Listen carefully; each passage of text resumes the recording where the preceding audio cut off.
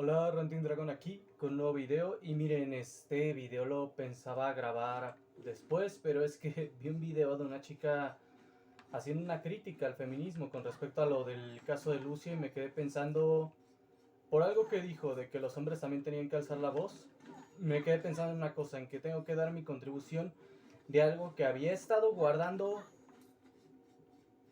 por mucho tiempo y que no va directamente relacionado con feminismo, he de aclarar. Y lo he de aclarar porque sí, o sea, no va directamente relacionado, pero es básicamente la explicación de dónde salen todas estas cosas que, o sea, la causa primaria de todos estos problemas.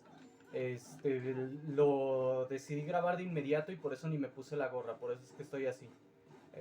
Bendito sea el mullet, que se ve mucho mejor que la cola de caballo, por lo que no me tengo que poner la gorra. Este, para quedar satisfecho con mi estilo no me tengo que poner la gorra.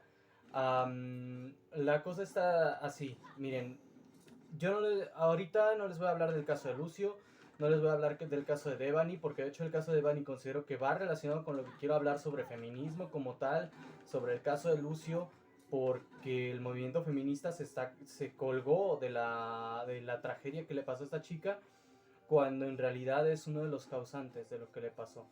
No quiero ahorita hablar de eso, sino hablar del origen, la causa primaria del marxismo, del feminismo, de todas estas ideologías.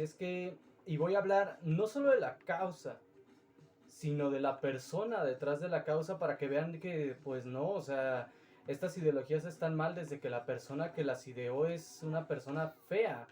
Y es que voy a hablarles del ideólogo francés Jean-Jacques Rousseau. Para entender por qué Jean-Jacques Rousseau, conocido como Juan Jacobo Rousseau para esos que les gusta españolizar todo, para entender por qué él es el causante de todo esto, hay que entender varias cosas. Primero que nada, él no era así como...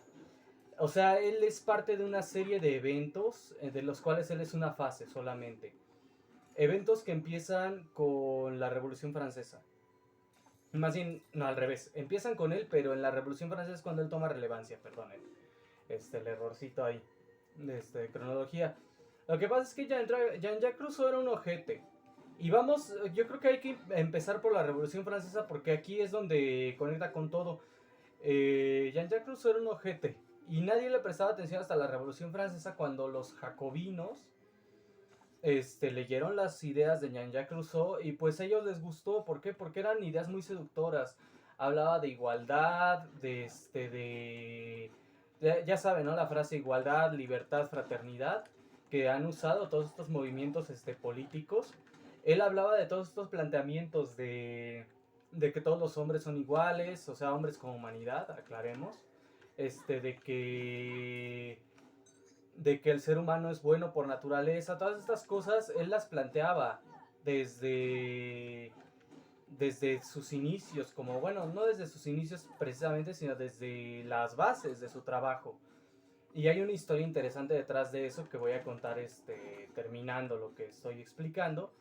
Él planteaba esto, ¿no? De que todos los seres humanos son buenos por naturaleza, de que todos son iguales, etcétera, cosas que adoptarían los jacobinos durante la Revolución Francesa y más tarde Karl Marx, que son de hecho el fundamento de todas estas ideas de opresión y todo esto, son el fundamento de la ideología jacobina, son el fundamento de la ideología marxista por lo mismo, y también de la ideología feminista, que es la aplicación de ideas marxistas y jacobinas, pero ahora en lugar de una lucha de clases a una guerra de sexos. Esa es una realidad lamentable que hay que plantear aquí, que es que ese movimiento, pues lo que hizo fue tomar las ideas de Marx y de los jacobinos, ideas que se pueden volver muy peligrosas, a la hora de aplicarlas a la vida real, y las aplicó a los conflictos que afectaban a las mujeres de su época y que algunos siguen afectando a las mujeres. Sí es verdad que las mujeres tienen problemas que a veces incluso las afectan específicamente a ellas. Eso sí es una realidad. Tanto hombres como mujeres tenemos problemas en nuestra vida y no siempre son los mismos. La igualdad, yo ya lo he dicho, no es una realidad, es una mentira. Y desafortunadamente para cualquiera que quiera creer en la igualdad, es esa misma desigualdad que va a hacer que incluso tengamos necesidades distintas y que por lo tanto enfrentemos problemas distintos. Definitivamente es mucho menos probable, ya lo he dicho antes, que a mí me violen a que violen a una mujer. Aún así sigue siendo probable que pase, pero la probabilidad sí es más baja. ¿Por qué? Porque tengo mayor masa muscular, porque no soy tan atractivo, por las razones que sea. Hay una lista larguísima de razones y sobre todo específicamente de mí. Bueno, ahora con el mullet, quién sabe, me veo tan guapo que a lo mejor y si algún hombre dice tiene la cara bonita y me la quiere aplicar como se le iban a aplicar a Kato en Gans. Y así como Kato en Gans, también lo voy a moler a palos. Chistes aparte, ya saben que tiendo a decir chistes en los momentos más inoportunos también para aligerar un poco la carga emocional, porque sí me siento a veces de la mierda con estos temas. O sea, sí son temas que para mí son pesados. No crean que no son pesados para mí. De hecho, mi familia muchas veces me dice, ¿por qué te gusta hablar temas pesados? Y les digo, porque se tienen que hablar. Porque se tienen que hablar y justamente también para mí son pesados. Mm, Obviamente que yo me arriesgo mucho menos a que me violen. Si a mí me secuestran, lo más probable es que me maten para sacarme mis órganos y venderlos en el mercado negro, en lugar de para meterme en una red de trata. O sea, sí hay, nos afectan diferente, incluso se puede decir que los mismos problemas nos afectan de manera diferente, porque biológicamente somos diferentes. El que te diga que los hombres y las mujeres son biológicamente iguales está mal de la mente. Y ese es el problema, todas estas ideologías de la nueva izquierda, todas estas ideologías marxistas surgen de esa noción central de todos los hombres son iguales, hombres como humanidad, repito. Tengo que aclararlo una y otra vez, porque si no algún idiota va a salir con, pero es que las mujeres, dijiste los hombres, porque ya sé cómo funciona este mundo. Genus homo, humanidad, todos somos, según las ideologías de Rousseau, de Marx, todos somos iguales y miren, ante la ley sí se puede. Ante la ley en muchos casos sí se puede. ¿Por qué? Cuando no hay demasiada influencia de la vida privada en la política, es algo importante señalar aquí.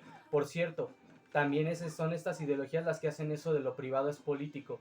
Pero cuando no hay mucha influencia de la vida privada en la política, sí se puede dar un modelo en el cual ante la ley sean iguales. Cuando la ley básicamente lo que hace es castigar los crímenes y proteger al pueblo. O sea, cuando la ley no se mete en tu vida privada, sí se puede dar una igualdad ante la ley, porque entonces, o sea, básicamente si es, no, pues la idea es que mismo crimen, mismo castigo, misma justicia para todos, pues entonces sí se puede hacer que seamos iguales ante la ley, porque nuestros factores biológicos ya no están en juego. O sea, cuando no se meten en la vida privada las leyes, los factores biológicos ya no son parte de la ecuación y entonces sí se puede dar igualdad ante la ley. Como ya dije, siempre y cuando no se metan en la vida privada, que es aquí un problema que hay con el feminismo. El feminismo al revés. Va a meter en la vida privada, va a meter a la ley en la vida privada y ahí ya no se puede. Ahí ya no se puede porque biológicamente no somos lo mismo. O sea, yo jamás en mi vida voy a sentir los cólicos de un periodo. Y durante el tiempo que tengo pareja, yo no tengo ni idea de cómo apoyar a mi pareja con eso. O sea, fuera del apoyo emocional, de entender que se pueda sentir mal, de entender que pueda estar enojada fácilmente por lo mismo. O sea, fuera de tratar de dar apoyo emocional y apoyo material en lo que se pueda. O sea, por ejemplo, no lo sé, ayudarle con los quehaceres del hogar, lo que sea, restarle la carga sabiendo que se siente del carajo en estos momentos.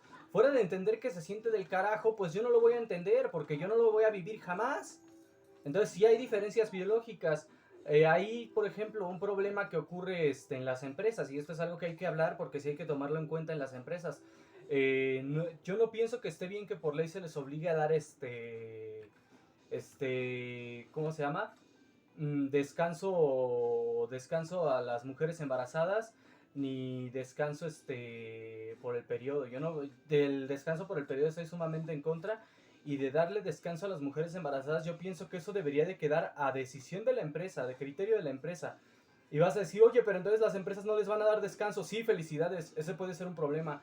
No lo niego, no voy a decir así como, no, las empresas lo van a hacer porque son bondadosas. No, va a haber empresas que son una mierda, ni no lo van a hacer. Pero ¿por qué digo yo entonces que lo debe de dejar de a criterio de la empresa? Porque así la ley puede mantener la igualdad y a criterio de la empresa decide si enfocarse en esa igualdad ante la ley, a pesar de las desventajas que eso les pueda traer, porque pues, los empleados van, o sea, ¿cómo decirlo? La empresa va a tener que elegir si dar esas facilidades de salud, de descanso, de apoyar a las empleadas en sus necesidades o arriesgarse a tener menos empleados. Porque, o sea, como sea una mujer en el personal, sigue siendo parte del personal. O sea, no sea hombre o mujer, en la mayoría de las empresas no importa si es hombre o mujer, lo que importa es que sea parte del personal. Entonces, elige, se arriesga a perder a alguien, a perder empleados potenciales o les da esas facilidades, que lo deje a criterio de la empresa. Y la ley se encargue de las cosas en las cuales sí se puede legislar con igualdad. Porque sí, sí se puede, o sea, y de hecho yo pienso que justamente lo que la ley debería de legislar más es en cosas en las cuales es bien fácil legislar con igualdad, que es por ejemplo en la actividad delictiva. Mismo crimen, mismo castigo, seas hombre, mujer, niño, lo que sea. Yo pienso que muchos crímenes específicamente merecen el mismo castigo sin importar que seas. Crímenes como el homicidio, crímenes como la violación, yo pienso que ahí sí debería de estar parejo, seas hombre o mujer, seas niño, seas adulto, mismo crimen, mismo castigo y que se jodan los criminales. Mm, pero bueno, ya estando con eso en cuenta, digamos en ese contexto sí se puede, o sea, sí se puede tener igualdad ante la ley, total y completamente se puede. El problema es que la igualdad no puede ser absoluta, no puede ser en todo, tiene que ser en ciertos sectores, en ciertos contextos. ¿Por qué? Porque biológicamente no somos iguales, incluso tú y yo, o sea, por ejemplo, si tú eres más alto que yo, vas a tener necesidades en la vida que van a ser distintas y no es broma. Ya el hecho de tener una diferencia de altura va a hacer que necesites ropa distinta para empezar. Anatómicamente no vamos a ser iguales, biológicamente no vamos a ser iguales y encima si eres mujer vamos a ser bien distintos. Imagínate que sea mujer y encima más alta que yo. Qué guapa. Bueno, chistes aparte, pues su vida va a ser diferente a la mía en mucho sentido. Si eres negro, por ejemplo, tiendes a cierta propensión a problemas cardíacos que no tienen otras comunidades. Sí hay diferencias, no somos iguales en ningún sentido. Biológicamente hablando, nadie es igual a otra persona. Y es ahí, por eso digo, en tu vida privada, cuando el gobierno se mete en tu vida privada, ya no se puede aplicar la igualdad. Entonces el gobierno se tiene que salir de la vida privada para empezar. O sea, ese es el paso uno. El problema es que con estas ideologías, como ya dije, la ideología de Marx, por ejemplo, la vida privada no existe. La ideología feminista, lo privado es político. Los jacobinos, la vida privada no les importaba.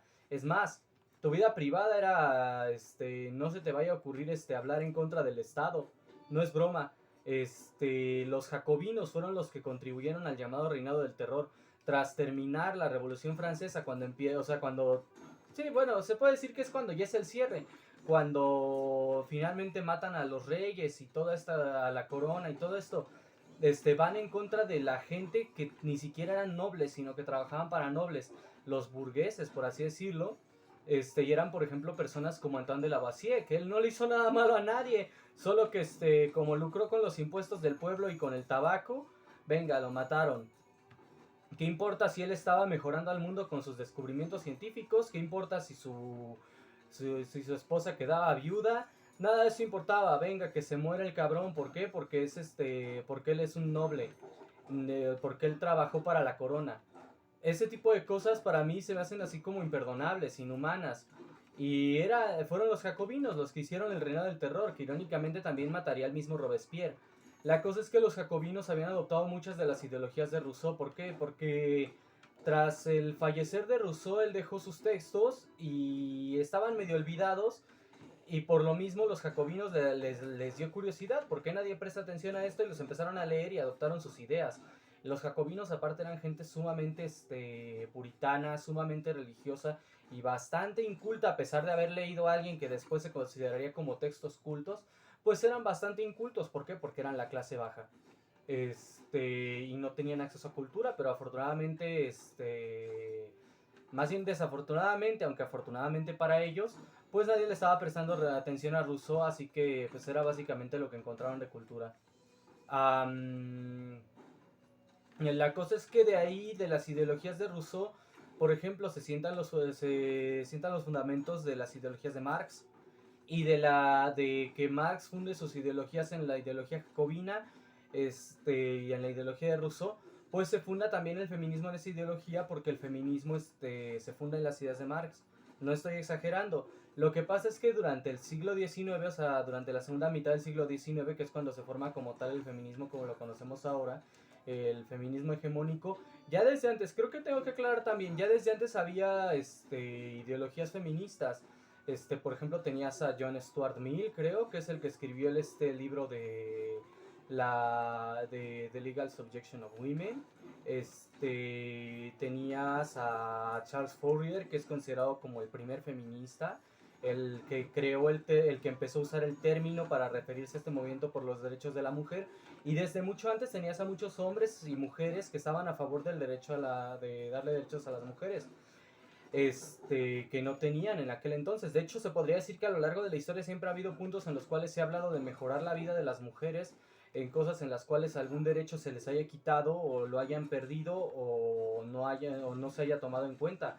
Aquí hay que aclarar, muchos derechos de las mujeres se obtuvieron antes de que se fundara como tal el feminismo, de que se formara el feminismo hegemónico, porque la historia no está en un vacío, la historia tiene un orden cronológico bastante complicado en el cual incluso dependiendo del lugar puede ocurrir que algo suceda, emerja en diferentes puntos. Por ejemplo, hay lugares en los que pues dices, no, pues los derechos de la mujer y todo eso, no llegaron hasta el siglo XX, y en otros en los cuales la mujer ya tenía el voto. De hecho, el movimiento del sufragio femenino en realidad era una ramificación del movimiento del sufragio universal por parte de los trabajadores en Inglaterra originalmente.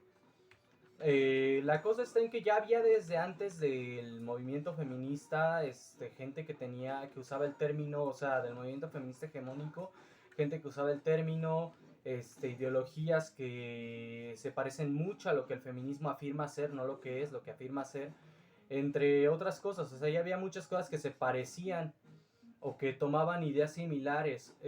La cosa es que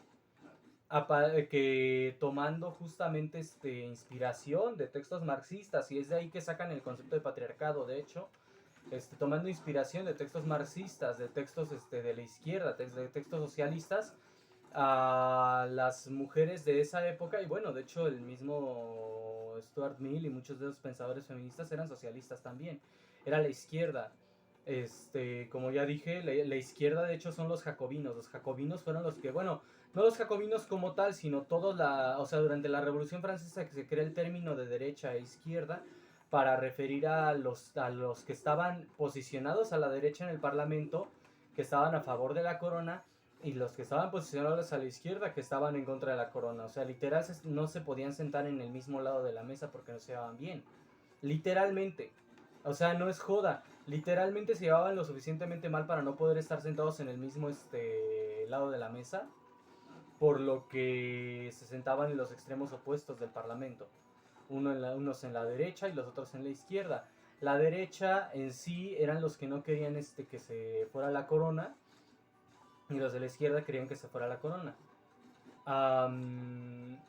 Como decía, a partir de ahí se fundan muchas de estas cosas. La ideología de la izquierda básicamente se funda en las ideas de Rousseau, y de ahí Marx toma prestado. O sea, la izquierda no la inventó Marx, la izquierda, el socialismo no lo inventó Marx. Marx ni siquiera inventó el comunismo, tampoco Engels. Lo que ideó Marx y junto con Engels, o sea, no fueron solos, y Engels era el que estaba más extremo de los dos.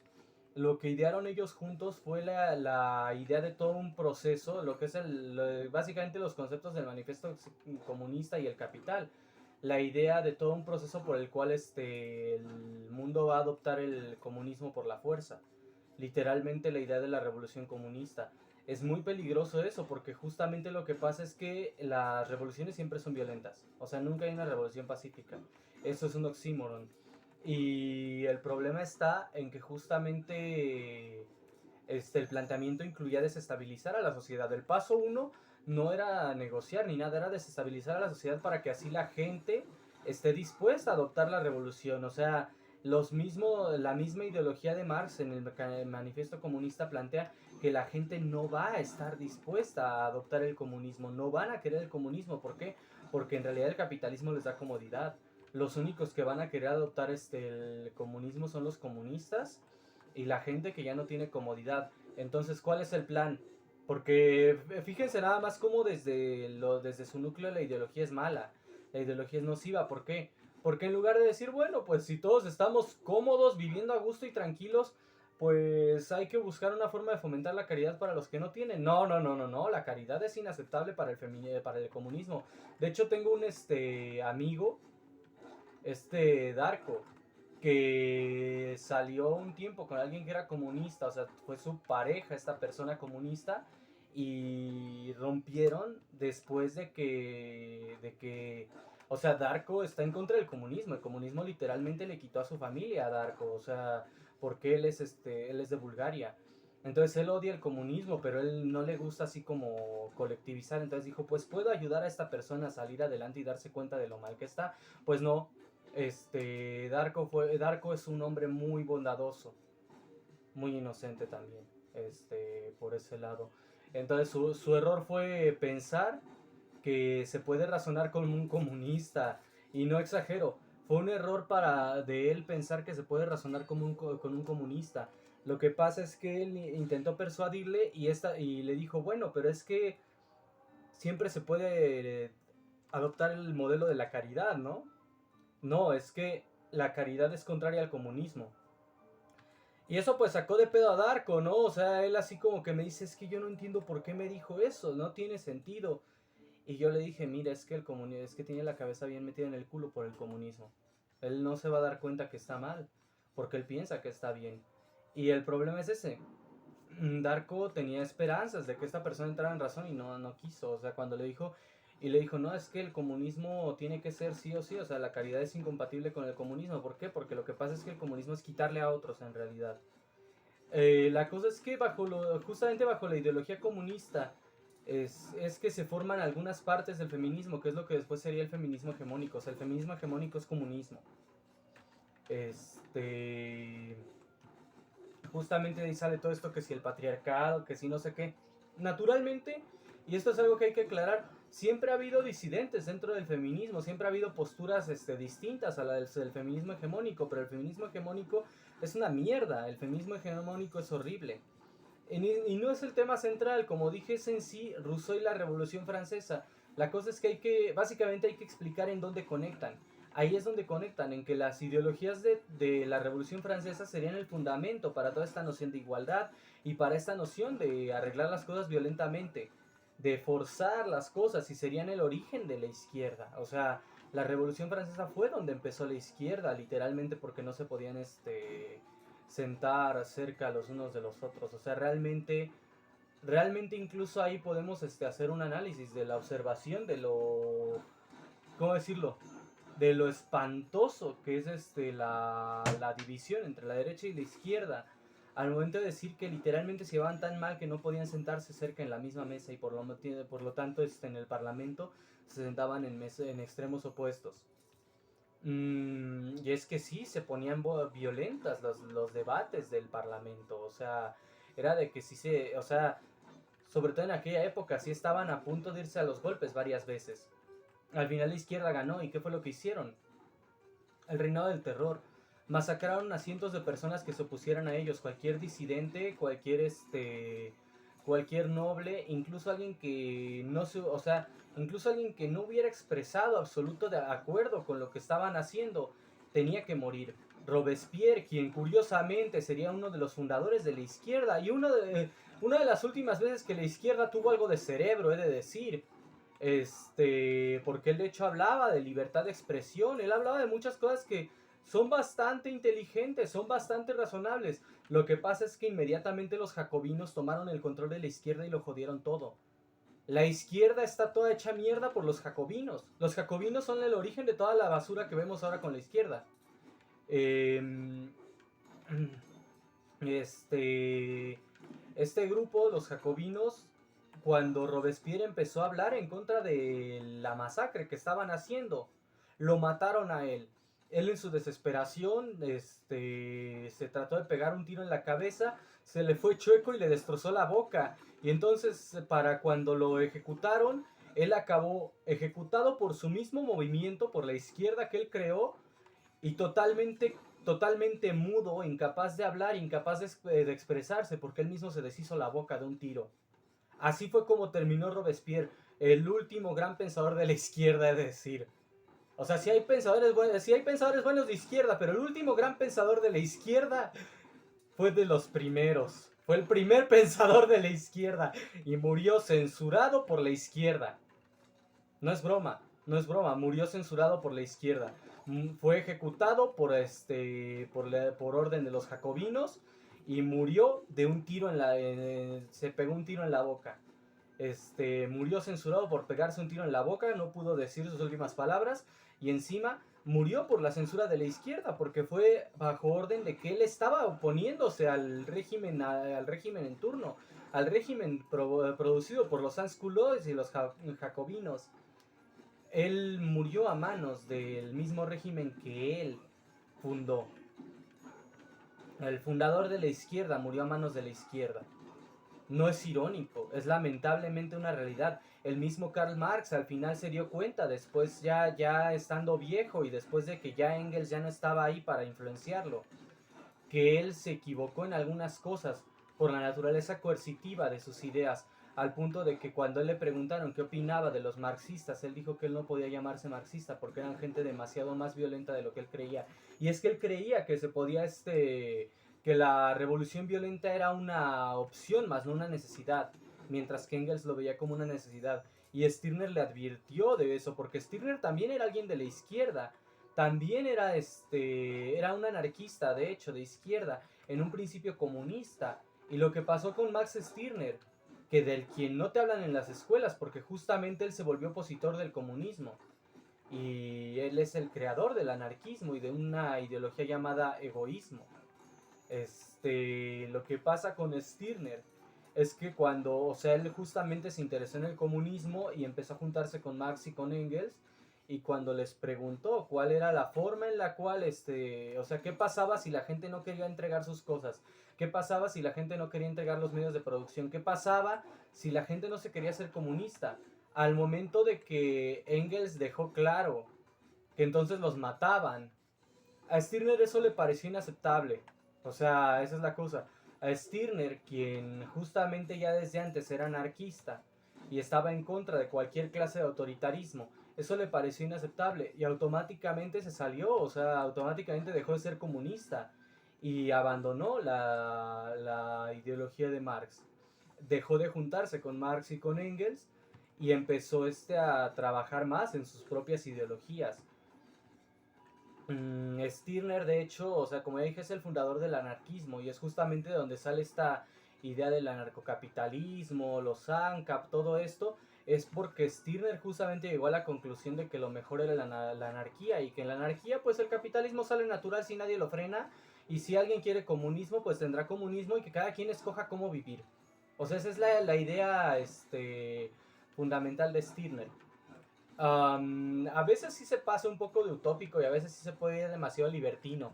Incluso puede llegar a ser un poco conflictivo el hecho de que, por ejemplo, él plantea esta como advertencia de que pues pues si no puedes proteger tu propiedad, no es tu propiedad. Entonces, si yo quiero quitarte algo y te lo puedo robar, ya no es tuyo. Stirner era muy extremo en su anarquismo. Ese era, yo diría que su mayor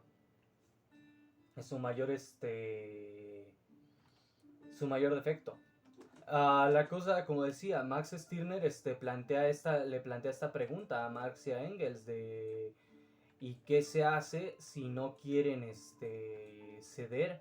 Si no quieren comunismo, ¿qué pasa? Y pues le dijeron, pues los matamos. Y eso no le gustó a Stirner. O sea, a Stirner le pareció inaceptable el hecho de tener un modelo en el cual si no lo aceptas te mueres.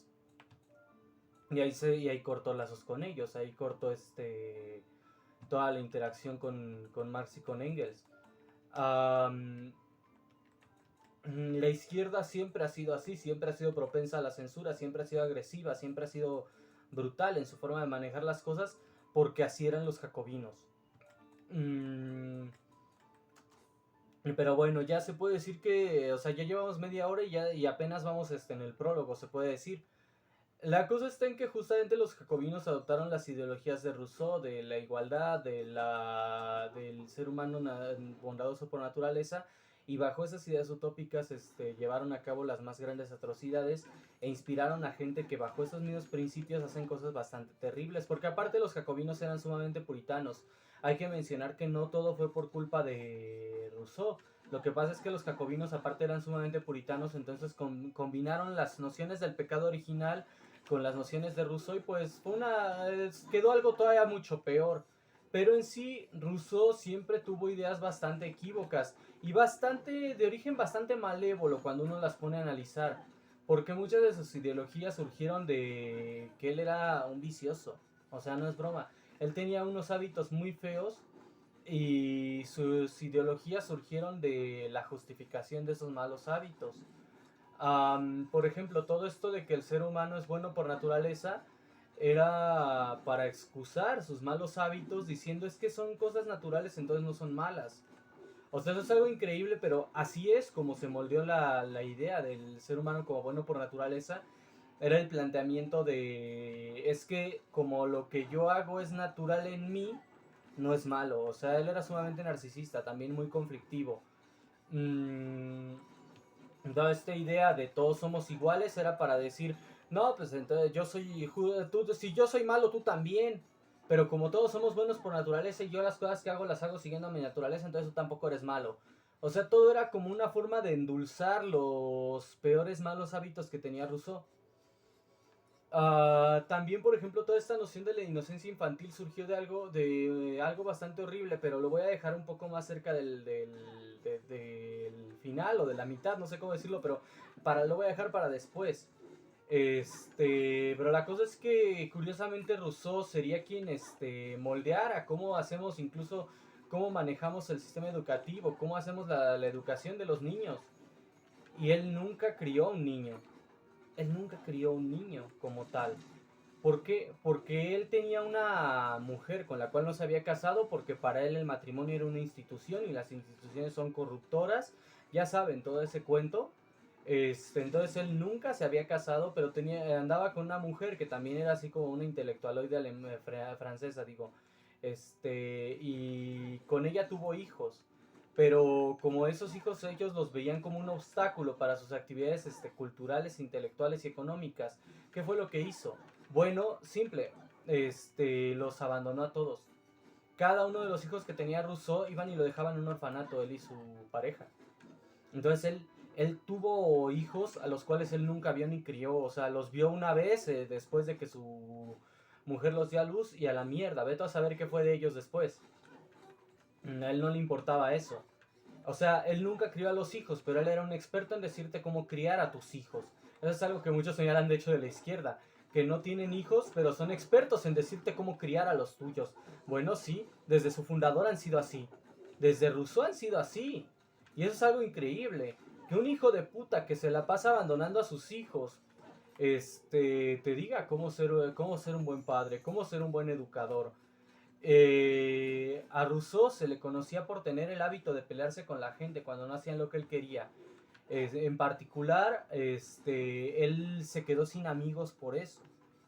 ¿Por qué? Porque él, por ejemplo, se hizo amigo de, creo que era Hume, a quien de hecho lo tuvo en su casa. ¿Y cómo le pagó la amistad Rousseau? Madreándoselo y peleándose con él. Al final, Hume lo acabó corriendo porque le pareció insufrible el tener que convivir con Rousseau. Imagínense, era el doble de desagradable que convivir conmigo, eso sí lo puedo decir. Acabaron peleándose a golpes y al final Hume lo tuvo que correr porque, o sea, ya no se aguantaban. No se aguantaban y es que Rousseau era un ojete, lo trataba mal. Y al revés, muchos decían, pues Hume era de carácter bien tranquilo. De hecho, de hecho, se sabía que para que él se haya, creo que sí era Hume el que vivió con Rousseau, pero se sabía que esta persona, a lo mejor me equivoqué de nombre porque los nombres los revuelvo a veces, esta persona se sabía que era de carácter tranquilo y que por eso justamente tuvo el infortunio de convivir con Rousseau, porque lo aguantó bastante tiempo y no fue sino hasta que Rousseau se puso heavy que lo acabó corriendo. Y Rousseau se la pasaba peleándose con las personas, también Marx. Marx de hecho era un ojete. Marx se peleaba con las personas, por algo es que no lo querían en ningún lado. Violaba a su mucama, no es broma, violaba a su mucama. Curiosamente, uno de los ideólogos que sentarían las bases del feminismo hegemónico con el manifiesto comunista, pues era un violador de mujeres, violaba a su mucama y se metió en problemas con su familia al punto tal, y bueno, vamos a hacer este paréntesis con Marx, porque es importante, al punto tal de que su familia lo corrió con una cantidad de dinero esperando que él mejorara. ¿Y qué fue lo que hizo? Justamente fue donde se le empezó a ocurrir el comunismo. ¿Por qué? Porque se puso a vagar por Europa hasta que regresó a su casa, visitando partes, por ejemplo, de Inglaterra, de Francia, que fue donde vio las comunas de granjeros, y se le ocurrió el comunismo, que fue también donde adquirió la ideología jacobina, viajando por Europa. Cuando regresa a su casa, cuando regresa con su familia, pues ellos esperaban que regresara entendiendo el valor de la vida o algo así, esperaban a una persona mejor, pero era el mismo borracho, conflictivo, violador de mucamas que era cuando se fue. Eso sí, aprendió a disimular lo suficiente para que cuando su padre falleciera, él recibiera la herencia. Y cuando se le acabó el dinero de fíjense, nada más, esta es la parte más interesante de eso. Cuando se le acabó la herencia del padre, convenientemente, falleció su madre y le dejó también una herencia. Subsecuentemente, cuando falleció su madre, él quedó pobre, súper pobre, puti pobre no era la puta de nadie. Bueno, a lo mejor y sí. Probablemente se acabó chupando pitos en alguna esquina en Bohemia, que es donde conoce a Engels, estando borrachísimos los dos. Y a Engels le pareció tan divertido Marx, y aparte de todo los dos eran comunistas, fíjense, o sea, no eran fundadores, no, el comunismo no lo inventaron ellos. Los dos eran comunistas, así que la decisión de Engels fue bien simple. Este tipo es comunista, es divertido, es bien simpático el cabrón, lo voy a adoptar. Literalmente Marx fue adoptado como el hijo legal de Engels, a pesar de no ser mucho mayor, encontraron un hueco legal por el cual adoptar legalmente a Marx. Y Engels lo tenía de su hijo adoptivo. Y los dos vivían de las ganancias de la mamá de Engels. Sí, o sea, Marx y Engels nunca fueron precisamente personas productivas. Los dos vivían de las ganancias de la mamá de Engels. Vivían del dinero de un negocio que le heredó la mamá de Engels a Engels, y el cual Engels no manejaba. O sea, ellos nunca produjeron nada por sí solos, vivían de herencias. Ellos dos vivían de herencias, y pues cuando falleció Engels, antes de Marx, porque era mayor que él, pues Marx vivió de la herencia del papá adoptivo Engels. Papi Engels le mantuvo cuando se le acabó el dinero de papi y mami. Convenientemente, como ya dije, convenientemente, cuando se le acabó la parte del dinero que le dejaron para que vagara, hiciera y aprendiera, se muere el papá. Y cuando se le acaba el dinero del papá, se muere la mamá. Algo anda raro ahí con Marx. No creo que los haya matado, porque él nunca confesó haberlos matado. Pero tuvo una suerte el hijo de puta. Tuvo una suerte que ya quisiera yo. O sea, básicamente él siempre tenía un pariente rico de donde sacar la lana. Pero bueno, volviendo a Rousseau, bueno, el punto en común entre ellos dos era que eran personas bastante conflictivas. Rousseau era recibido con mucho rechazo, y de hecho sus críticos, tanto contemporáneos como posteriores a él, señalaban que justamente todo esto del ser humano bueno por naturaleza y todo eso no era más que una forma intelectualoide de justificar que él era un pesado y un ojete, y de que básicamente hacía lo que se le entraba en gana. Algo así como Eric Cartman. O sea, no es broma. Rousseau era parecido a Eric Cartman. Un ojete que se las da el Eric Cartman de las temporadas estas en las que era lo de la corrección política y todo eso. Un ojete que a través de fingir ser el bueno se da el lujo de decir y hacer unas cosas bien enfermas. Lo de la inocencia infantil se le ocurrió y él lo confesó, esa es la cosa. Rousseau confesó muchas de las chingaderas que hizo en un libro autobiográfico, no me acuerdo del nombre, creo que de hecho se llamaba Confesiones, el cual él escribió admitiendo básicamente todo lo que fue su vida y las cosas malas y buenas que hizo. Las malas eran la mayoría. Él confesó que la idea de la inocencia infantil, la cual expone en el texto llamado El Emilio, le vino a la cabeza de violar a una niña de 12 años. Bueno, no precisamente así, ni siquiera estoy seguro si era niña o ya era una mujer joven, porque no lo deja claro, pero probablemente era una niña porque no, o sea, probablemente todavía no había alcanzado la pubertad, porque es la única forma de explicar que la hayan vendido como esclava, que estuviera lo suficientemente mal de salud como para todavía no alcanzar la pubertad. La cosa es que Rousseau compró a una chica de 12 años, eso sí, o sea, vamos a ponerlo así, él compró a una chica de 12 años, dudo mucho que precisamente fuera una prepuberta, así que dudo mucho que fuera precisamente una niña, por el hecho de que solo era un año menor que la esposa de Lavoisier, quien no era legalmente una niña ni socialmente una niña. Pero bueno, compró una campesina de 12 años, con el fin de hacerla su esclava sexual junto con un amigo, en cuanto ella estuviera, entre comillas, lista. Entonces a lo mejor hiciera prepuberta. La pubertad varía de persona en persona y sobre todo si no tenía muy buena alimentación, pues le llegaba después.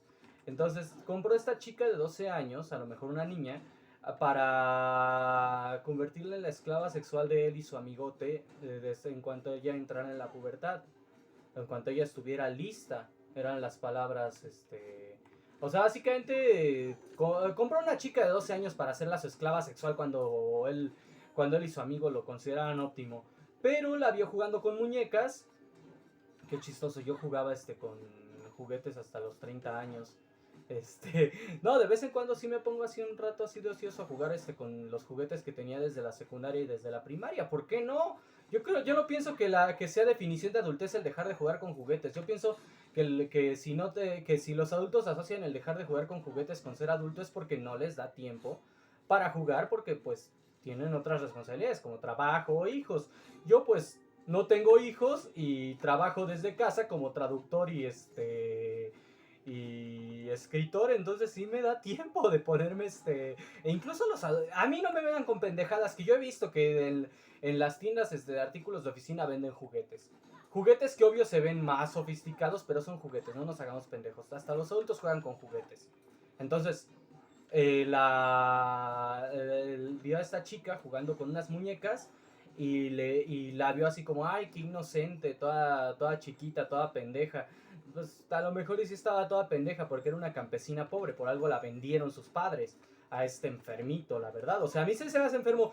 Curiosamente, a pesar de que soy yo el que dice que la biología es lo que debería importar y no la edad, y que por lo tanto el marcador debería ser a partir de que uno sea fértil. Y bueno, todas estas ideas que son polémicas actualmente, a pesar de eso yo sí considero muy enfermo el que compres a una persona, sea de la edad que sea, para convertirla en una esclava sexual. Y sobre todo una chica joven se me hace todavía más ojete. O sea, para mí la trata es algo inhumano. Entonces este enfermito compró a esta chica de 12 años y como la vio jugando con muñecas le entró culpa. No es broma, le entró culpa, que es algo que caracteriza muchas de las ideas de Rousseau. Eran porque él se sentía culpable de algo ojete que hizo. Le entró culpa de verla así como tan inocente, toda chiquita, toda pendeja.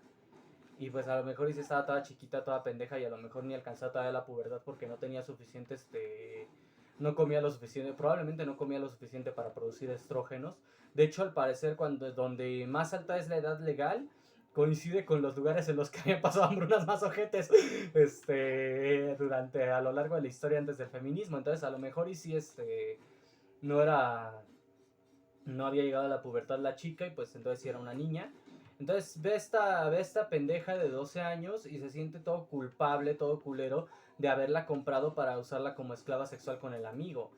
Y a partir de ahí, o sea, fíjense nada más lo ojete que es esto, a partir de ahí él empieza a plantear toda esta idea de la inocencia infantil, pero curiosamente no es nada más por verla ella jugando con muñecas, sino que como ya dije, él se sentía culpable de lo que hizo y empezó a crear toda esta noción de que el ser humano es bueno por naturaleza y que la sociedad lo corrompe y que la sociedad infantil, que la inocencia infantil y que la sociedad le quita a los niños la inocencia y los corrompe y que como él era una víctima de las circunstancias, no era su culpa el haber decidido comprar a una chica para convertirla en su esclava sexual.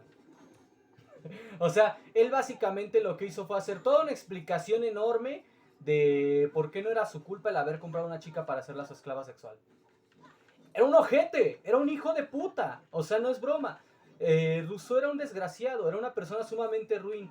Y sus contemporáneos lo consideraban así. O sea, sus contemporáneos lo detestaban. Porque él tenía muchos aspectos desagradables, muchos hábitos desagradables.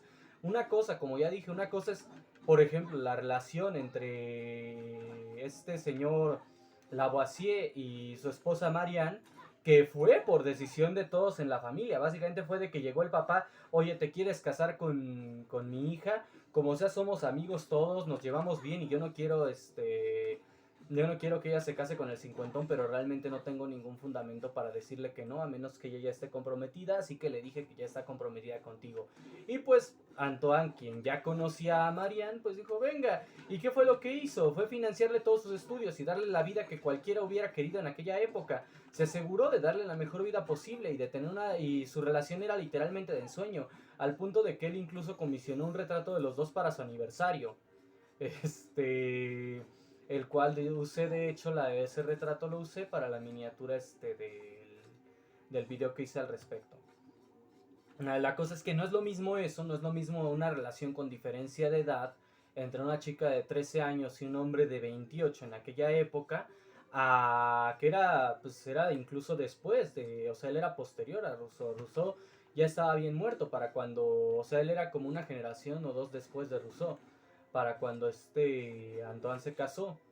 Ya no había Rousseau, justamente ya era la época de los jacobinos. O sea, no es lo mismo, incluso considerando el contexto histórico, no es lo mismo un hombre que por decisión, acuerdo de toda la familia, incluyendo a la chica, se casa con ella, a un desgraciado que compra, que básicamente, o sea, ya vamos a hacer a un lado todo lo de la edad y vamos a plantear el hecho de que era trata de personas, punto. Ya desde ahí está mal, ya desde ahí está mal. Y este tipo básicamente participó en trata de personas con una chica de 12 años con el fin de tener relaciones sexuales con ella. De convertirla en su esclava sexual, sus palabras en sus propias memorias entre él y un amigo. Es lo más pinche enfermo que se me puede ocurrir. O sea, honestamente yo creo que eso es tan pinche enfermo que ni en un hentai me gustaría verlo, o sea, y sí hay hentai de eso, o sea, sí hay hentai con ese tipo de tramas, pero ese tipo de cosas no las leería yo, y eso que soy el raro aquí. Se me hace bien pinche enfermo lo que le pasó por la cabeza a Rousseau para haber comprado una chica. La trata de personas se me hace bien pinche inhumana, y encima que el güey todavía sea un pinche enfermo hipócrita, lo hace peor, porque si dijeras, no, pues escribió todo un tratado. Si él hubiera sido Stirner, curiosamente Stirner, a pesar de ser sumamente egoísta y ojete, en sus propias palabras, nunca hizo algo tan ojete como lo que llegó a hacer Rousseau, porque Stirner al revés, justamente, o sea, si él, para Stirner la idea de la esclavitud le pareció horrible por el hecho de que decía, pues si a mí no me gusta ser esclavo, menos le va a gustar a esta persona. O sea, a Stirner le parecía impensable la idea de esclavizar a alguien, porque decía, si a ellos no les gusta ser esclavos, a mí tampoco, entonces no los voy a esclavizar, aunque hay gente mala que sí lo va a hacer. O sea, mi punto aquí es, incluso Stirner, que era una persona abiertamente egoísta, que era literalmente la encarnación del meme de ANCAP, ya saben, ¿no? Ese pues si el niño consciente está bien, ¿qué otro meme? O sea, los chistes de burlarse de los ANCAPs, ¿no? Si el niño consciente está bien, la otra frase con la que se burlan mucho de los ANCAPs, esta de si es voluntario no es esclavitud, cosas así, o sea, todas esas posturas sí eran las de Stirner. Él era un ANCAP. Él era un verdadero narcocapitalista. Anteriormente anarcocomunista. Y aún así, a él se le hubiera hecho bien ojete lo que hizo Rousseau.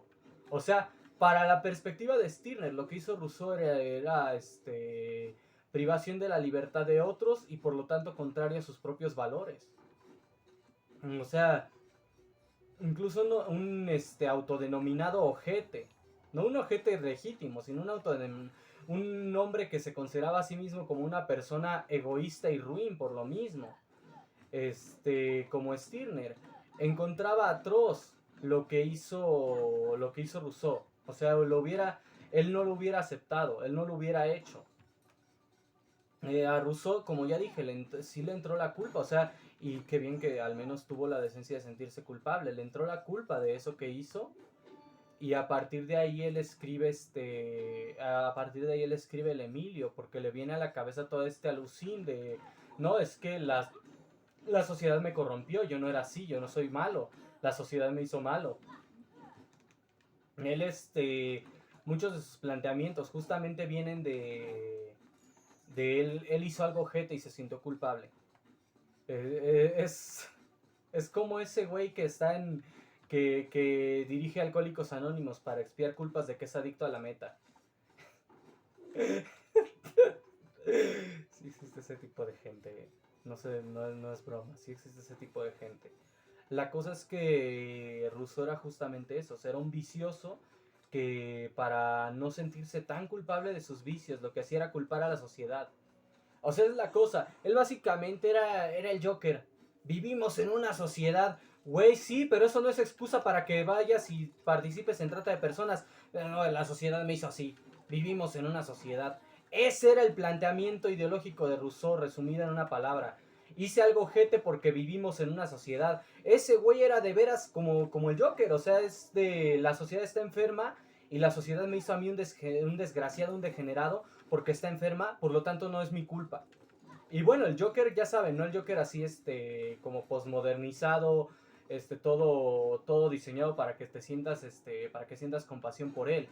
No el Joker así de, estoy tan loco que me divierte hacer chingaderas, que era el Joker clásico de Batman, ¿no? Estoy tan enfermo que amo hacer chingaderas porque estoy enfermo. No, aquí vivimos en una sociedad. Ese era Rousseau. Él es la encarnación de la frase vivimos en una sociedad. Todos sus argumentos eran, vivimos en una sociedad que nos corrompe, vivimos en una sociedad que nos hace así, el ser humano nace bueno y la sociedad lo corrompe. Esa es la idea de Rousseau, ese es el fundamento. Y todo viene de sus malos hábitos, de que básicamente era de, no Rousseau, no puedes, no está bien que estés, que quieras, violar a una chica de 12 años. No Rousseau, no está bien que seas parte de una red de trata. No Rousseau, no está bien que abandones a tus hijos. No Rousseau, no está bien que amenaces y golpees al tipo con el que estás conviviendo y que según es tu amigo. No Rousseau, no está bien que te pongas borracho y te pelees con la gente. No Rousseau, no está bien que te corran de lugares por andarte peleando con la gente. Todos los argumentos de Jean-Jacques Rousseau vienen de que él era un pinche ojete. Y se sentía culpable de ser un ojete. Y se sentía molesto de que la gente le regañara por ser un ojete. Entonces básicamente era como, si no te gusta algo de mí, es que la sociedad me hizo así. Y si la sociedad no me hizo así, entonces en realidad no es algo malo. Y era lo que señalaban todos sus detractores. Todos sus detractores señalaban que ese era el núcleo argumental de las ideas de Rousseau. Lo que pasa es que los jacobinos las adoptaron porque él justamente planteó todo esto de la igualdad. Porque todo esto de, ¿qué? Liberté, fraternité, egalité, o cómo es, lo había planteado Rousseau.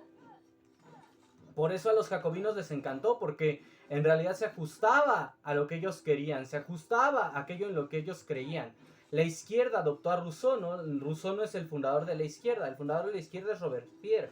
Pero Robespierre sí era la izquierda la izquierda que te venden, que te dicen, no, que estamos en favor de la libertad de expresión, y la justicia, y la libertad. La izquierda endulzada, la izquierda externa, que te venden para convencerte de afiliarte a la izquierda, era Robespierre. Es la izquierda que fundó Robespierre.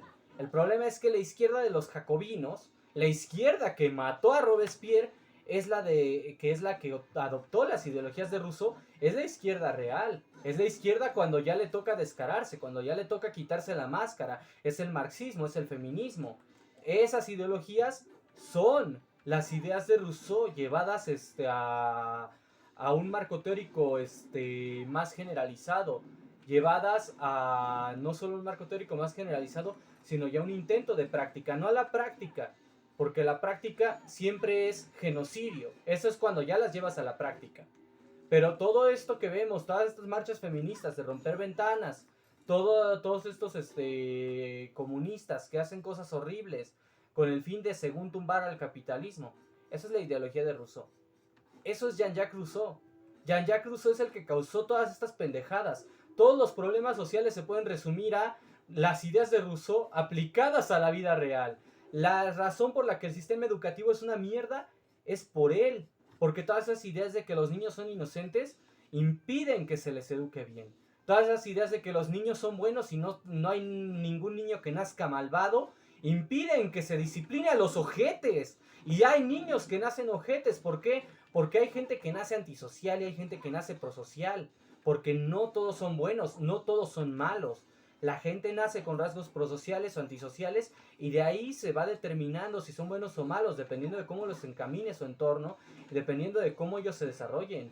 Pero justamente cuando tienes a todos básicamente moldeando la educación con base en el vivimos en una sociedad, con base en el Joker, no es joda cuando básicamente la educación es moldeada con las ideologías del Joker, pues no es tan chido como crees.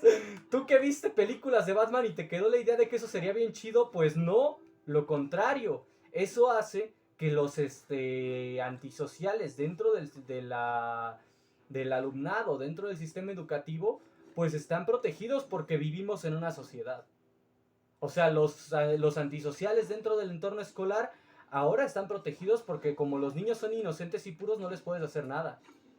Y el hecho de extender la infancia más allá de la pubertad, el hecho de extender la infancia más allá de la biología, también es un subproducto de Rousseau. ¿Por qué? Porque ahí él es donde él empieza a hablar de que hay que tener planteado todo eso y que la infancia y que la inocencia infantil, y pues desde el hecho de que cada quien se desarrolla diferente, tanto física como mentalmente, no todos nos desarrollamos al mismo tiempo. Hay personas que van a ser más maduras a una edad más corta y hay personas que se van a tardar mucho en madurar y que van a seguir actuando como niños ya entrando en sus 20s, sobre todo hombres. Y hay estudios que lo demuestran, que los hombres hasta antes de los 21 años siguen siendo mentalmente mocosos muchos de ellos. Y de acuerdo con los estudios del doctor Robert Epstein, en sí la infancia terminaría o sea, si se nos dejara madurar a un ritmo apropiado, para las mujeres a los 12 años y para los hombres a los 15. Entonces, la cosa es que aparte de que se nos infantiliza, los hombres nos tardamos más en madurar. Eso es una realidad. Y en general, cada persona tiene su proceso de maduración individual, en el cual puede madurar antes o después del promedio.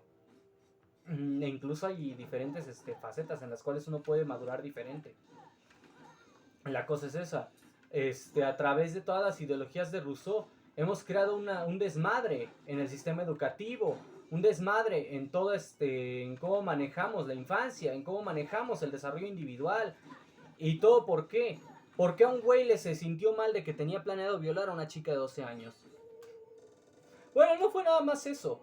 Lo que pasa es que cada que Rousseau se sentía conflictuado con algo que le pasó por la cabeza, lo que fuera, él creaba un planteamiento que era como, se puede decir, la excusa de por qué lo hacía. O sea, era de, oye, ¿por qué le pegas? Ah, no, es que la sociedad me corrompió.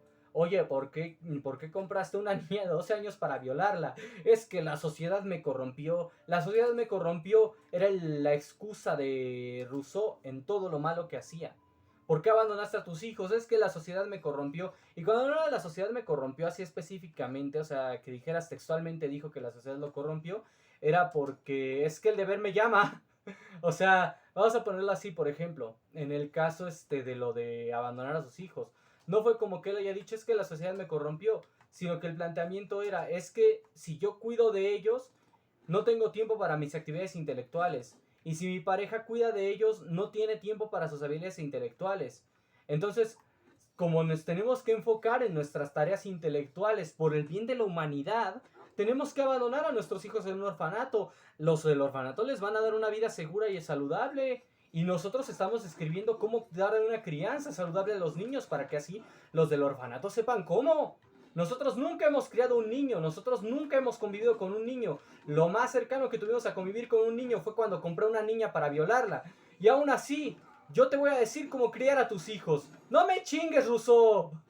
O sea, imagínate, el tipo que te va a decir cómo criar a tus hijos, lo más cercano que tuvo al contacto con un niño fue comprar a una chica de 12 años para convertirla en su esclava sexual.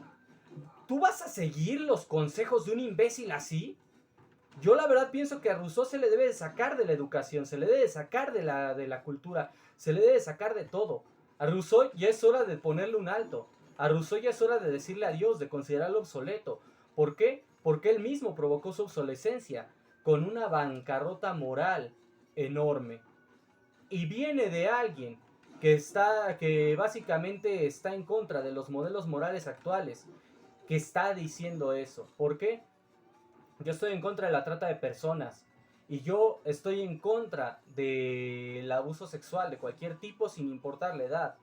Y yo estoy totalmente en contra del abandono parental. Yo si tuviera un hijo no planeado, pues ni modo, voy a tener que vivir con el problema ahora, la responsabilidad. Y el problema no es el hijo, el problema es las consecuencias de mi responsabilidad, porque el hijo no es un problema, el hijo es una responsabilidad. El problema es que ahora, como no fui responsable, voy a tener que cargar con una responsabilidad para la que no estaba preparado. Ese es el problema, que yo no estaba preparado para una responsabilidad que ahora tengo. Ese es el problema, no el hijo, no los niños. Ellos no tienen la culpa de que tú seas un imbécil. Yo la verdad es que encuentro sumamente horrible todas las cosas que hacía Rousseau. Y encima, que él sea el que sea el molde de nuestros valores, me parece bastante nocivo. O sea, ya no vamos a hablar incluso en temas de moral ni de asco, me parece bastante nocivo. ¿Cómo podría alguien cuyos valores son malos ser el modelo de nuestros valores? Yo no lo considero como algo apropiado, yo no lo considero como que las ideologías de Rousseau sean buenas o como que él sea apto para moldear los valores de la sociedad. Lamentablemente, debido a la Revolución Francesa, debido a los jacobinos, él se volvió el modelo educativo, él se volvió el modelo de valores. Las ideas de Rousseau básicamente son en lo que se funda casi toda la civilización occidental. ¿Por qué? Porque, como lo dije antes, los jacobinos tomaron el control de la Revolución Francesa y subsecuente a la Revolución Francesa, las ideas de los revolucionarios, debido a que justamente ganaron, porque la historia sí la escriben los ganadores, debido a que ellos ganaron, las ideas de la Revolución Francesa se volverían el modelo de la cultura occidental. Toda esta cosa, libertad, fraternidad e igualdad, se volvería el modelo de la civilización occidental. Y por eso es que el modelo del sistema educativo es Rousseau. Por eso es que el modelo de valores es Rousseau. Por eso es que el modelo de toda la dichosa iluminación es Rousseau.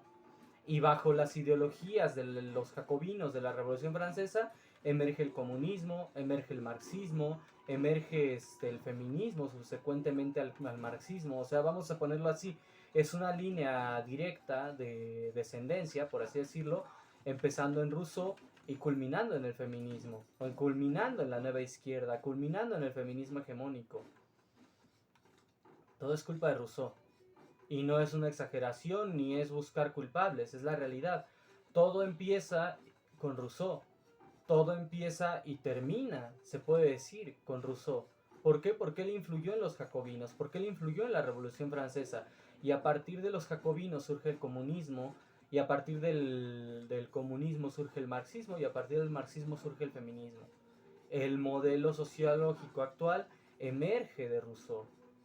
Rousseau es el culpable número uno, y sí, culpable número uno de la mayoría de los problemas de nuestra sociedad actual.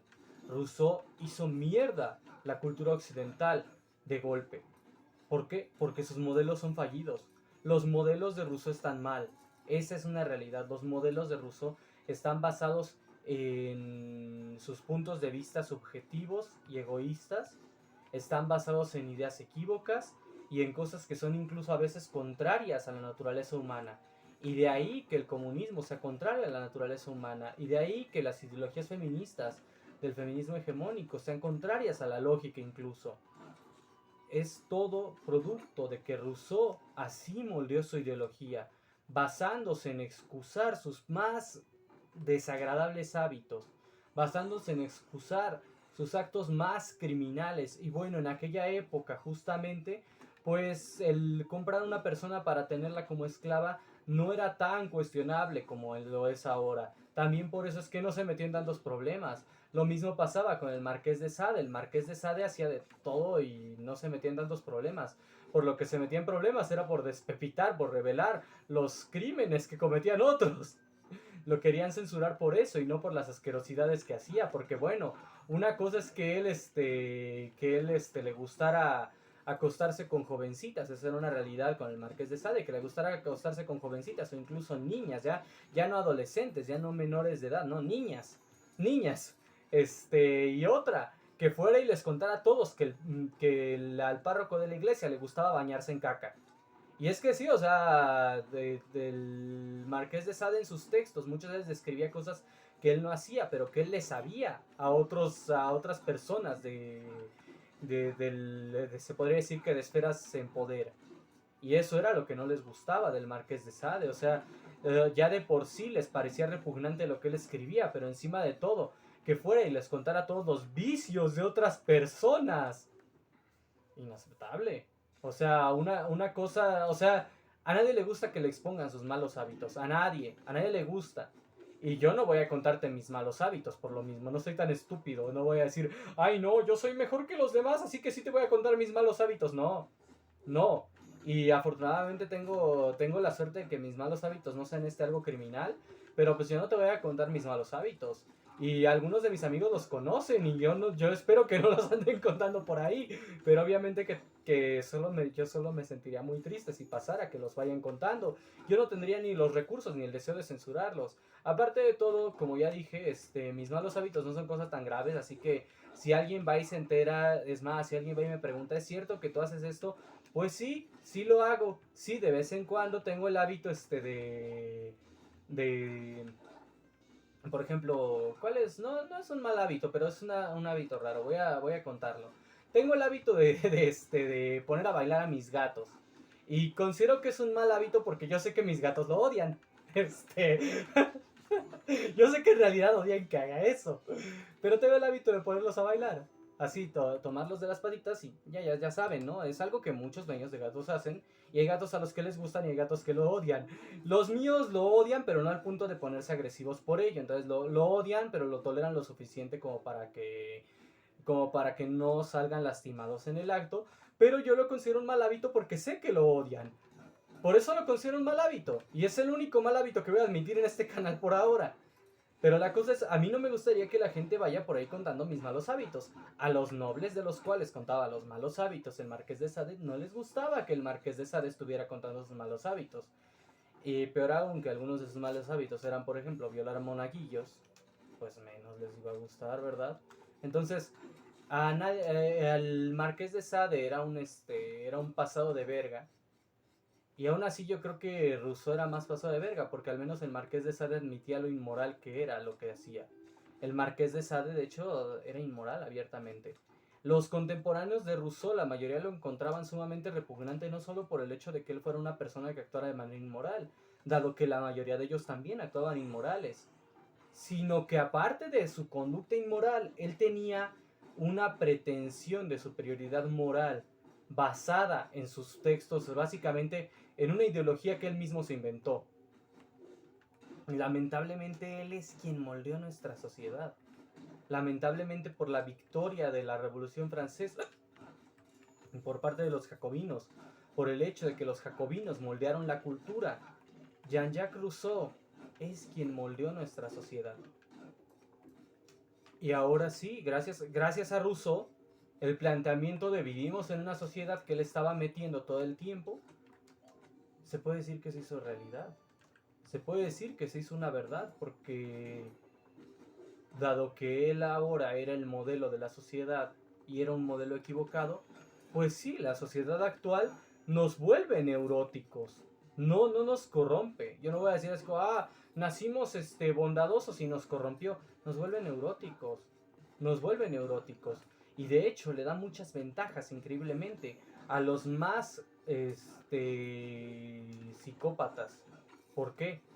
porque bajo ese planteamiento de que los niños son buenos por naturaleza y son inocentes por naturaleza, los que nacen con rasgos antisociales, con rasgos psicopáticos, se dan la ventaja de que como no van a tener que enfrentar consecuencias mientras sean niños, es en la infancia donde se vuelve un terreno de pruebas para ellos.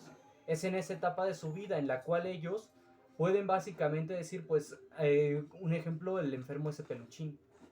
A mí no me pueden hacer nada porque soy menor de edad. Ese planteamiento es justamente gracias a Jean-Jacques Rousseau. A mí no me pueden hacer nada porque soy menor de edad. Fue el planteamiento bajo el cual se defendieron Peluchín y sus seguidores. Y es en parte cierto. Porque justamente no se les puede castigar con la misma dureza. Porque como los menores de edad ante la ley son niños, aunque no lo sean biológica ni mentalmente, y los niños son buenos por naturaleza, la ley no puede castigarlos con la dureza, con la firmeza, con la que se te castigaría a ti o a mí, con la que se le castigaría a un adulto. Si eres menor de edad y estás viendo esto, no abuses, porque entonces vas a demostrar el punto. Estas personas, justamente con rasgos antisociales, con tendencias al maltrato animal o cosas así, durante la infancia, practican hasta qué punto pueden salirse con la suya y cómo irse saliendo con la suya incluso terminando la infancia. Y es así como se crean asesinos seriales, es así como se crean criminales de alto perfil, porque ya terminaron de medir y aprendieron a medir lo suficientemente bien para que no se les atrape de inmediato. Terminaron de medir el límite de lo que pueden o no pueden hacer. Y justamente usaron la infancia como terreno de pruebas. Fue cuando fueron aprendiendo hasta dónde la sociedad les iba a aguantar sus atrocidades, qué tanto pueden hacer, cómo hacerles para que no los atrapen cuando ya no sea aceptable. Toda esta gente aprende en la infancia a abusar del sistema, porque el sistema no los castiga debido a que se asume que son inocentes por ser menores de edad. Tampoco voy a decir así, tampoco hay que irnos así como bien tiránicos extremos. Es decir, por lo tanto, si un niño le pega un gatito se tiene que morir. Pero no, si un niño le pega un gatito no se tiene que morir, pero es un ojete. Es un ojete y a lo mejor puede ser una persona peligrosa. Y si empieza a hacer lo que hace Peluchín, yo sí pienso que Peluchín merece morir. Eso sí lo voy a decir. Yo sí pienso que Peluchín, la edad que tuviera, merece morir. Entonces, yo soy una persona muy extrema en cuanto a eso. Cuando se trata de castigos, yo sí suelo irme a los extremos, no voy a negarlo. Pero yo sí pienso que por la severidad de lo que hizo y por el hecho de que abusó del sistema de justicia, justamente aprovechando que era menor de edad, él se merece la pena capital. Ahora bien, puedes darme el contraargumento de que no, de que nadie merece la pena capital, de que todos se merecen la oportunidad de reformarse. Yo no creo en esas pendejadas, pero bueno, vamos a conceder que a lo mejor y sí. Pero aún así se merece que se le juzgue como un adulto. Eso sí.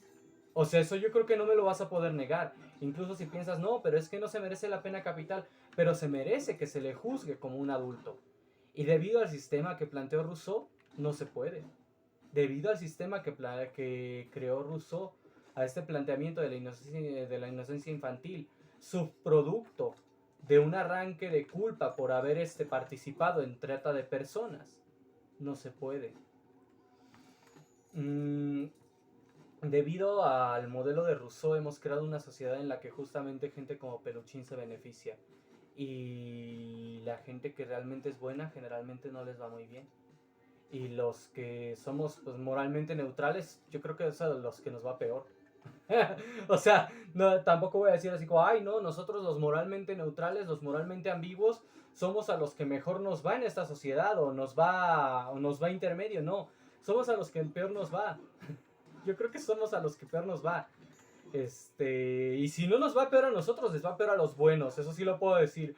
Porque a la gente buena son víctimas de abusos en esta sociedad que construyó Rousseau. Es su culpa todo lo que anda mal en la sociedad actual. Bueno, todo lo que anda mal en la sociedad actual y que no era problema antes de él. Todo lo que son problemas modernos, para que me entiendan. Incluso yo me atrevería a decir que ideologías como el nazismo de cierta forma emergieron gracias a Rousseau, porque emergieron, se podría decir que como un reflejo de lo de Rousseau. Por algo, no hay que olvidar que por algo los nazis no consideraban como humanos a los grupos a los cuales, a los cuales consideraban sus enemigos, porque para el nacionalsocialismo todos los humanos eran iguales. El comunismo de Stalin fue creado como subproducto de las ideas de Rousseau. Rousseau construyó nuestra sociedad con los problemas modernos que tiene.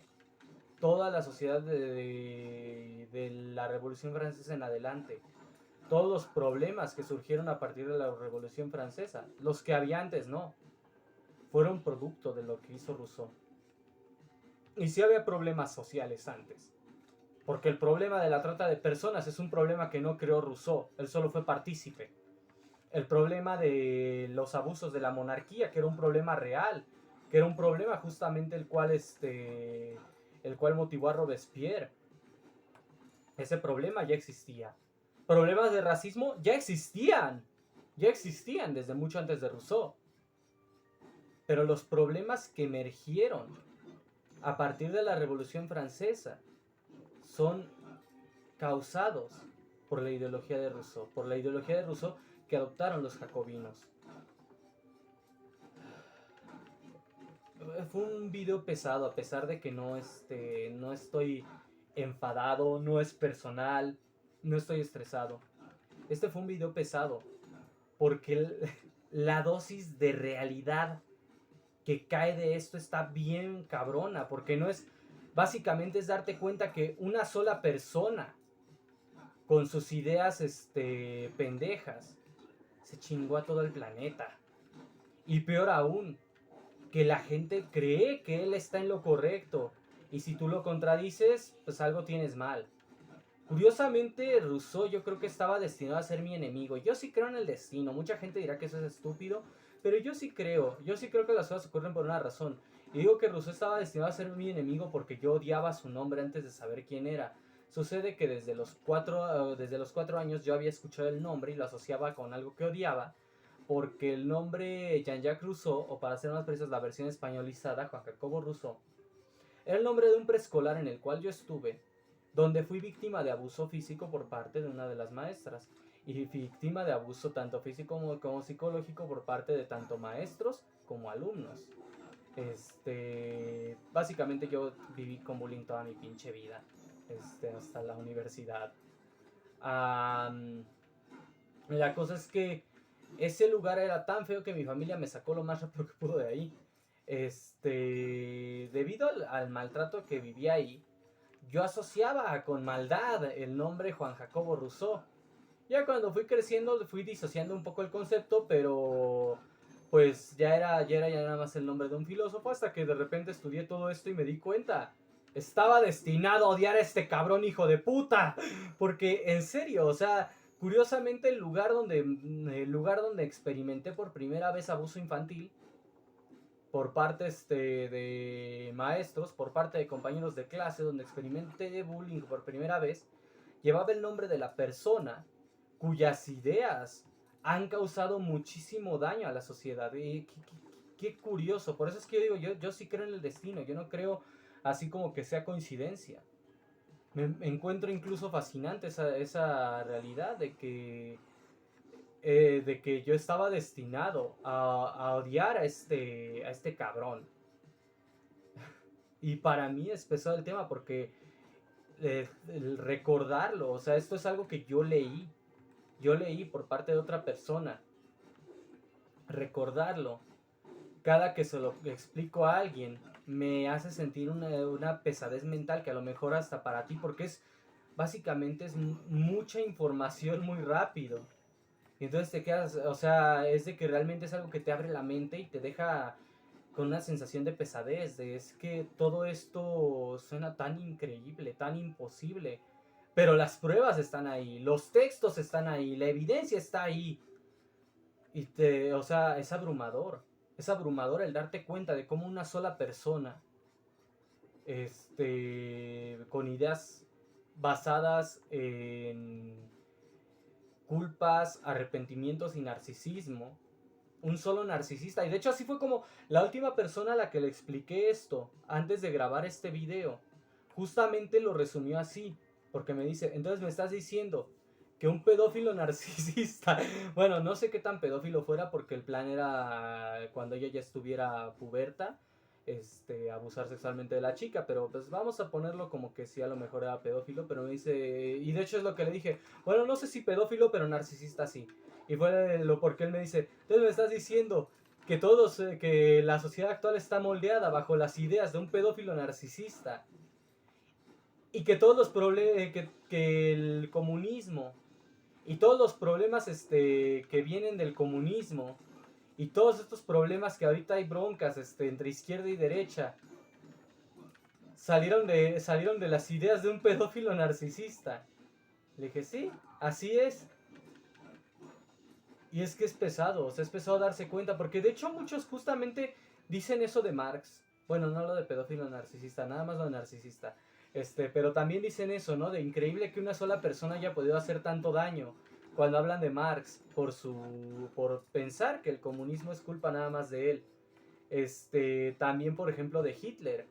Increíble pensar que una sola persona pudiera haber hecho tanto daño.